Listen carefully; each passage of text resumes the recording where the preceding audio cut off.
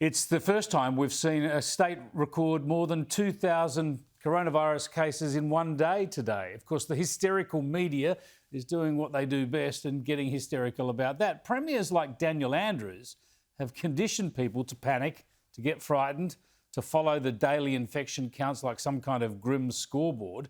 So he deserves all the criticism he gets, most especially because he mocked the New South Wales approach of relying on vaccinations. He mocked its approach of accepting that we have to live with the disease, and he demanded tougher lockdowns in Sydney and boasted that he was imposing a hard, fast lockdown to prevent long and repeated lockdowns.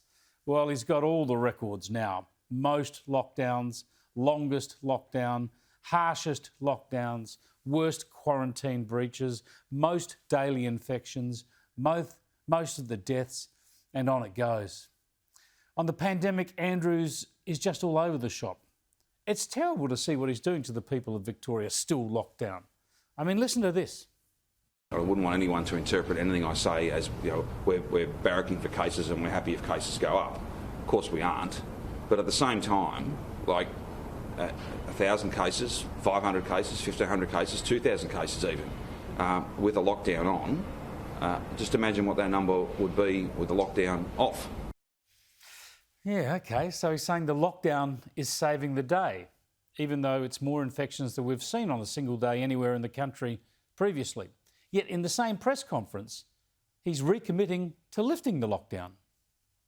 We have fundamentally a very important agreement with the Victorian community. You get vaccinated and we will open up. And, I do what I say. So that's why we're going to be opening up, because people have got vaccinated in record numbers in record time, and they should be proud of that, and I am proud of them and deeply grateful to them. Yeah, he does what he says. Shuts playgrounds, opens them, no drinking in public. Now you can drink in public. What's he on about? Opening up, of course, is the right call. But at the same time, he's boasting about how his success is keeping infections lower than they would otherwise be. It's only people's lives he's dealing with here, only their livelihoods and people's freedom that he's toying with. But we'll come back to all that later with another guest. The point I want to make now relates to how we are unnecessarily hurting Australians overseas and others trying to come back here to Australia.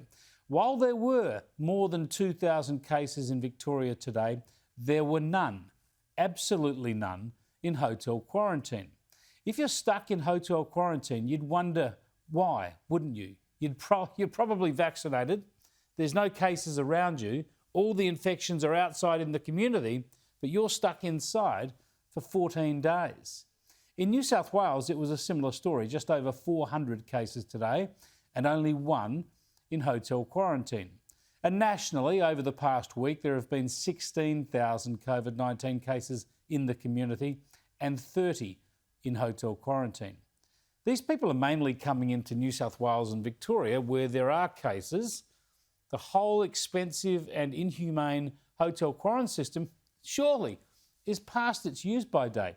Now, I was saying this months ago when everyone was pushing for specialist quarantine facilities. That was always silly. Hotel quarantine did the job, and now with vaccines, it's redundant. And the new quarantine facilities that they're building in Queensland and Victoria, well, they'll just be more wasted taxpayers' money on white elephants. They're all built because a couple of premiers were trying to blame Canberra for their quarantine problems. Meanwhile, while people like little Lenny Riviera and his dad Fabio were stuck in cruel detention more than 1,000 kilometres from home, Fabio's vaccinated and both of them having tested negative multiple times, the virus, of course, was circulating in the city outside them. It's nuts. Thankfully, the Queensland government has given in to public pressure and Lenny and Fabio are now on their way home to the Sunshine Coast in Queensland. It's time New South Wales stopped doing hotel quarantine for these other states. Let them impose their own cruelty on their own people. I know trials are underway now for home quarantine in a couple of states, but the progress so far has been too slow and too cautious. You don't need trials. It's time the federal government changed the rules, lifted the severe limits on the numbers of people who are allowed to come back home to Australia. Just make sure travellers are vaccinated and keep them holed up till they test negative, then let them go wherever they like.